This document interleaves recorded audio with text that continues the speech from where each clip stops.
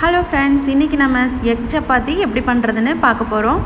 வீடியோக்குள்ளே போகிறதுக்கு முன்னாடி இது வரைக்கும் நம்ம சேனலை சப்ஸ்கிரைப் பண்ணலான்னா கீழே இருக்கிற சப்ஸ்கிரைப் பட்டனை கிளிக் பண்ணிக்கோங்க. கூடவே பெல் பட்டனை ப்ரெஸ் பண்ணிக்கோங்க. வாங்க எப்படி பண்ணுறதுன்னு பார்க்கலாம். ஒரு பாத்திரம் எடுத்திருக்கேன். அதில் 2 கப்பு கோதுமை மாவு எடுத்துக்கோங்க. நம்ம சப்பாத்திக்கு மாவு ரெடி பண்ணிக்கலாம். 2 கப்பு கோதுமை மாவு எடுத்திருக்கேன். அது கூடவே சப்பாத்திக்கு தேவையான உப்பு சேர்த்துக்கோங்க. அடுத்து 1 ஸ்பூன் எண்ணெய் ஊற்றிருக்கேன். இப்போ இது எல்லாத்தையும் நல்லா நம்ம கலந்து விட்டுக்கலாம். நம்ம எண்ணெய் ஊற்றி மாவு பிசைஞ்சோன்னா சப்பாத்தி நல்லா சாஃப்டாக இருக்கும். இப்போது கொஞ்சம் கொஞ்சமாக தண்ணி ஊற்றி மாவை நல்லா பிசைஞ்சிக்கலாம். இந்த மாதிரி கொஞ்சம் கொஞ்சமாக தண்ணி சேர்த்து பிசைஞ்சாதான் மாவுலாம் அங்கங்கே கட்டி இல்லாமல் நல்லா சாஃப்டாக ரொம்ப நல்லாயிருக்கும். இப்போ பார்த்திங்கன்னா மாவு நல்லா நம்ம பிசைஞ்சாச்சு. ஒரு 5 நிமிஷம் போல் நல்லா இந்த மாதிரி நல்லா பிசைஞ்சுக்கோங்க.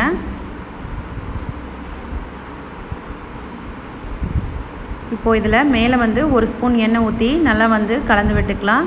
அப்போ தான் மாவு மேலெல்லாம் காயாமல் நல்லாயிருக்கும். இது ஒரு 10 நிமிஷம் ஊறட்டும். இப்போ நம்ம முட்டையை ரெடி பண்ணிக்கலாம். அதுக்காக ஒரு பாத்திரம் எடுத்திருக்கேன். அதில் முட்டையை உடச்சி ஊற்றிக்கோங்க.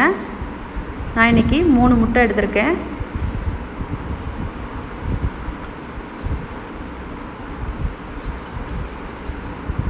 முட்டை எல்லாத்தையும் உடச்சிட்டு இந்த மாதிரி நல்லா அடிச்சுக்கோங்க.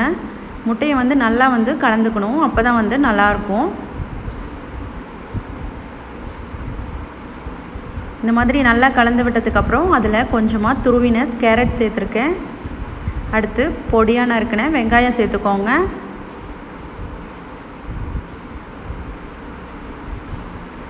அது கூடவே கொஞ்சமாக பச்சை மிளகாய் சேர்த்துருக்கேன். வாசனைக்காக கருவேப்பிலை, அடுத்து கொஞ்சமாக மல்லித்தழை சேர்த்துருக்கேன். அது கூடவே 1/4 டீஸ்பூன் மஞ்சள் தூள், 1 ஸ்பூன் மிளகுத்தூள் சேர்த்துருக்கேன். நம்ம பச்சை மிளகாயும் சேர்த்துருக்கோம். அதனால் நீங்கள் காரத்துக்கு தகுந்த மாதிரி பார்த்துட்டு மிளகுத்தூள் சேர்த்துக்கோங்க. இப்போது முட்டைக்கு தேவையான உப்பு சேர்த்துக்கிறேன். இப்போ இது எல்லாத்தையும் நல்லா நம்ம கலந்து விட்டுக்கலாம். நீங்கள் பச்சை மிளகாய் இல்லைன்னா நீங்கள் மிளகுத்தூள் மட்டும் கூட சேர்த்துக்கலாம். அதுவும் நல்லாயிருக்கும்.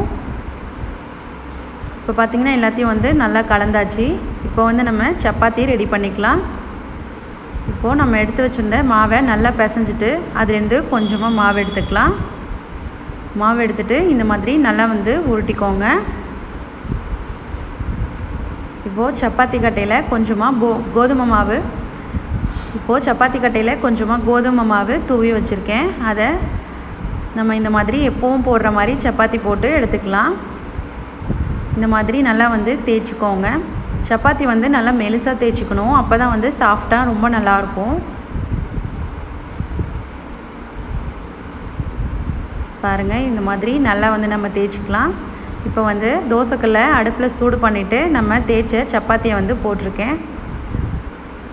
அதுக்கு மேலே 1 ஸ்பூன் எண்ணெய் ஊற்றிக்கோங்க. எண்ணெய் ஊற்றிட்டு நல்லா 2 சைடும் வேக வச்சுக்கலாம். இந்த மாதிரி நல்லா 2 சைடும் வேக வச்சுக்கோங்க. அடுப்பை மீடியம்லேயே வச்சு வேக வச்சுக்கோங்க. அப்போ தான் கருகாமல் ரொம்ப நல்லா சூப்பராக இருக்கும். இப்போ பார்த்திங்கன்னா நல்லா வெந்துருச்சு. இப்போ நம்ம இதை எடுத்துடலாம். இப்போது அதே தோசைக்கல்லில் நம்ம ரெடி பண்ண முட்டையை ஊற்றிக்கலாம். அடுப்பை சிம்மில் வச்சுட்டு முட்டையை ஊற்றிக்கோங்க. அப்படி இல்லாட்டி முட்டை கருகிடும். அதனால் நம்ம அடுப்பை சிம்மில் வச்சுட்டு தான் முட்டையை இந்த மாதிரி ஊற்றிக்கணும். நம்ம ரெடி பண்ண முட்டையில் கொஞ்சமாக நான் ஊற்றிருக்கேன். அடுத்து நம்ம போட்ட சப்பாத்தியை அது மேலே வச்சுக்கலாம். மேலே வச்சுட்டு லைட்டாக இந்த மாதிரி ப்ரெஸ் பண்ணிக்கோங்க. இந்த மாதிரி லைட்டாக ப்ரெஸ் பண்ணால் தான் நல்லா சப்பாத்தியில் முட்டைலாம் நல்லா ஒட்டிட்டு சூப்பராக இருக்கும். அதுக்கு மேலே கொஞ்சமாக எண்ணெய் ஊற்றிக்கிறேன். இப்போது சிம்லேயே வச்சு நல்லா நம்ம வேக வச்சுக்கலாம். இப்போ நல்லா வெந்ததுக்கப்புறம் இந்த சைடு திருப்பி போட்டுக்கோங்க. பாருங்கள் எவ்வளோ சூப்பராக வந்திருக்குதுன்னு. அவ்வளோதான், நம்மளோட சூப்பரான சுவையான எக் சப்பாத்தி அருமையாக ரெடி ஆயிடுச்சு. இதை நீங்கள் அப்படியே சாப்பிட்லாம். ரொம்ப டேஸ்ட்டாக ரொம்ப நல்லாயிருக்கும். கண்டிப்பாக இதை உங்கள் வீட்டில் செஞ்சு பாருங்கள். இந்த ரெசிபி உங்களுக்கு பிடிச்சதுன்னா லைக் பண்ணுங்கள், ஷேர் பண்ணுங்கள். மறக்காமல் எங்கள் சேனலை சப்ஸ்கிரைப் பண்ணுங்கள். தேங்க்யூ.